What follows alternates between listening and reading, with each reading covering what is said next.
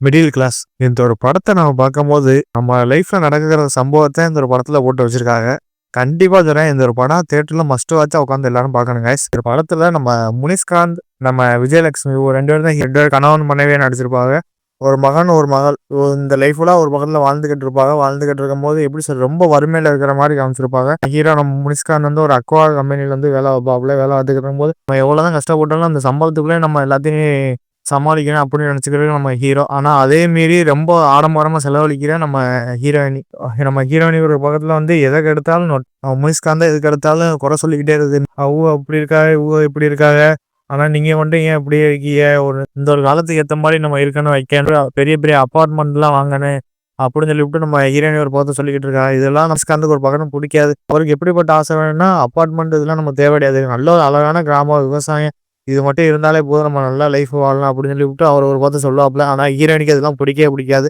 நம்ம இப்படித்தான் இருக்கணும், வைக்கணும் அப்படின்னு சொல்லிட்டு ரொம்ப ஆடம்பரமா ஒரு செலவழிச்சுக்கிட்டு இருக்காங்க. செலவழிச்சுக்கிட்டு இருக்கும்போது ஹீரோயினியோட தம்பி ஒருத்தர் இருப்பான். அவனுக்கு வந்து ஒரு பக்கத்துல கல்யாணம் ஆகும். கல்யாணம் ஆகும்போது ஆடம்பரமா அவனுக்கு நம்ம எல்லாமே பண்ணணும், வைக்கணும் அப்படின்னு ஒரு பக்கத்துல நம்ம ஹீரோயினி ஒரு பக்கம் சொல்றாங்க. ஆனா கிட்ட ஒரு 5 லட்சம் செலவாகும் அப்படின்னு சொல்லிட்டு ஹீரோயினி வந்து நம்ம முனிஷ்காந்த் வந்து சொல்றாங்க, இந்த மாதிரி அமௌண்ட் வேணும், நம்ம ஆடம்பரமா செலவழிச்சு ஆச்சரியப்படுற அளவுக்கு நல்ல சிறப்பா நம்ம எல்லாம் பண்ணணும், வைக்கணும் அப்படிங்கிறதாங்க. ஆனா முனிஷ்காந்துக்கு மினிமம் ஒரு 50,000 தான் பெரட்ட முடியும் தவிர அதுக்கு மேல அவரால அமௌண்ட் பெரட்டவே முடியாது.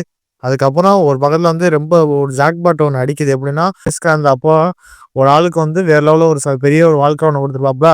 அதுக்கு ஈடா நம்ம முனிஷ்காந்துக்கு வந்து முனிஷ்காந்த் அப்பானாலதான் நான் நல்லா இருக்கேன் அப்படின்னு சொல்லிட்டு அந்த ஒரு சேட்டு ஒன்று சொல்றோம். அதனால உங்களுக்கு என்ன உதவி வேணுமான்னு கேளுங்க, வைங்க அப்படின்னு சொல்றாங்க. சொல்லிக்கிட்டு இருக்கும்போது கிட்டத்தட்ட ₹1,00,00,000 செக்கை வந்து நம்ம முனிஷ்காந்துக்கு கொடுக்குறாங்க. கொடுக்கும்போது ரொம்ப சந்தோஷமானாப்புல. திடீர்னு ஒரு பக்கத்துல பார்த்தா அது ஒரு பெரிய ட்விஸ்ட் ஒன்று வருது. எப்படின்னா அந்த முனிஷ்காந்த் அந்த செக்கை வந்து தொலைச்சிடாப்புல. இப்படிலாம் ஒரு அமௌண்ட் வருதுன்னு தெரிஞ்சுக்கிட்டா நம்ம ஹீரோயினி மேற்கொண்டு ஒரு பக்கத்துல கடன் வாங்கிடுறா. அதுக்கப்புறம் என்னென்ன பிரச்சனை வருது, முனிஷ்காந்த் வந்து அந்த செக்கை கண்டுபிடிச்சாரா இல்லையா, அதுக்கப்புறம் என்னென்ன சம்பவம்லாம் நடந்துச்சு, அதாங்க இந்த ஒரு படத்தோட கதையா இருந்துச்சு. இந்த ஒரு படத்தோட கதையை பார்க்கும்போது கண்கலங்க வச்சிருவானுங்க. அதை பார்க்கும்போது செம்ம இன்ட்ரெஸ்டிங்காகவும் செம்ம ஒரு ஃபீல் குட் மூவியாக தான் இருந்துச்சு. இது மெயினாக நம்ம சொல்ல வேண்டியது நம்ம முனிஷ்காந்த். அவர் கிட்டத்தட்ட ஏகப்பட்ட படம்லாம் நடிச்சிருக்காரு. ஏகப்பட்ட ரொம்ப காமெடியாவும் ஒரு பக்கத்துல சீரியஸ் கேரக்டராகவும் ஒரு பக்கத்துல இருக்கிற மாதிரி நடிச்சிருக்காரு. ஆனா இந்த ஒரு படத்தோட ஒன் ஆஃப் த பெஸ்ட் ஹீரோன்னா நம்ம முனிஷ்காந்த் தான் சொல்லலாம். ஏன்னா ஒரு நடிப்பு, ஒரு குடும்பஸ்தான் எப்படி இருக்கணுமோ அப்படி வேற லெவலில் நடிச்சு கொடுத்துருக்காப்புல. ஒவ்வொரு வீட்லயும் நம்ம பார்க்கலாங்க இப்படி ஒரு கேரக்டர்.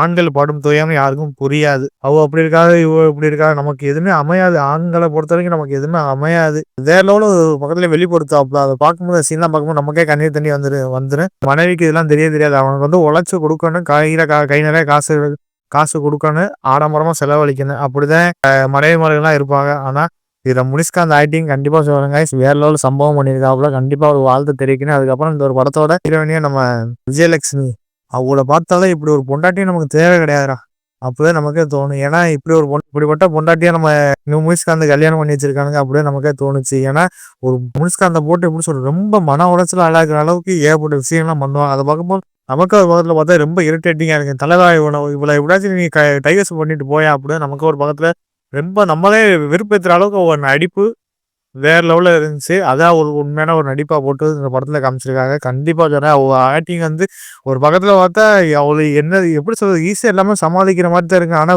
பொண்டாட்டி சமாளிக்க முடியலையா அப்படியே நமக்கே தோணுச்சு. ஏன்னா ரொம்ப மோசமா நடிச்சிருப்பா.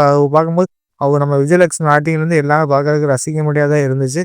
அதுக்கப்புறம் நம்ம ராதா ரவி, அது எப்படி சொல்றது, நம்ம ராதா ரவி ஒரு பக்கத்துல நடிச்சிருப்பாப்புல. ஒரு ஒரு டிடெக்டிவா நடிச்சிருப்பாப்புல. அதை பார்க்கும்போது அவர் ஆக்டிங் இருந்து எல்லாம் பார்க்கறதுக்கு ஒரு ஒரு 20 நிமிஷத்துக்கு சீன்ல வராப்புல. 20 நிமிஷம் வேற லெவலில் சம்பவம் பண்ணிட்டு அவர் ஆட்டில் போயிட்டே இருப்பாப்புல. அதுக்கப்புறம் காளி வெங்கட் ஒரு பக்கத்துல, அவருக்கு ஒரு பக்கத்துல பொண்ணு தேடிக்கிட்டு இருப்பானு, கல்யாணம் ஆகாத மாதிரி அவருக்கு ஒரு பக்கத்துல கேரக்டரா இருக்கு. வேலா ராமமூர்த்தி, அவர் தான் நம்ம முனிஷ்காந்தோட அப்பா நடிச்சிருப்பாங்க. அவரை ஒரு பக்கத்துல கழுவி ஊற்றுவானுங்க. அதை பார்க்கும்போது நமக்கு ஒரு பக்கத்துல எதுனால இப்படி பண்ணாத வச்சாங்க அப்படின்னு நமக்கு தோணுச்சு. ஆனா அந்த நம்ம ராமமூர்த்தி அவரை வச்சாங்க படத்தோட கதையே நகரம். ஏன்னா இப்போ ஸ்டார்டிங்ல இருந்து பொண்டாட்டியும் புருஷனும் ஒரு பக்கத்துல அவ அப்பாவை போட்டு திட்டுவா. அவனால நமக்கு எதுவுமே கிடையாது, நம்மளை ரொம்ப சீரழிச்சிட்டாப்புல அப்படின்னு சொல்லிட்டு ஒரு பக்கத்துல நம்ம ஹீரோவும் ஹீரோயினியை பார்த்தவோ திட்டிக்கிட்டு இருப்பாப்புல. ஆனா கடைசியில பார்த்தா தான் வேற லெவல்ல சம்பவம் ஒன்று பண்ணியிருப்பாப்புல. நம்ம நம்ம ஹீரோட அப்பா அவர் தான் நம்ம ராமமூர்த்தி. அவர் தான் ஒரு பக்கத்துல வாழ்த்து தெரிவிக்கணும். மித்தபடி இந்த ஒரு படத்தை எடுத்து நம்ம கிஷோர் முத்துராமலிங்கம் அவர் தான் இந்த ஒரு படத்தோட டைரக்டரா இருக்காப்புல. கண்டிப்பா அவருக்கு வாழ்த்து தெரிவிக்கணும். ஏன்னா படத்தோட ரைட்டிங்லேருந்து எல்லாமே பக்காவாக கொடுத்துருக்காப்புல. அதை பார்க்கவும் செம்ம இன்ட்ரெஸ்டிங்காக இருந்துச்சு. அதுக்கப்புறம் சிங்ஸும் எல்லாம் பார்க்குறதுக்கு ஒரு அளவு ரசிக்க முடியாததான் இருந்துச்சு.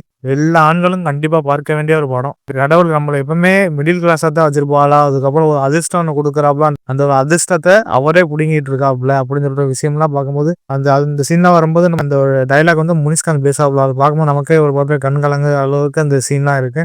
ஒரு மஸ்ட் வாட்சான ஃபிலிம் கைஸ். கண்டிப்பாக அந்த மிடில் கிளாஸ் படம் தாறுமாறான ஒரு படம். கண்டிப்பாக மிஸ் பண்ணாதீங்க கைஸ்.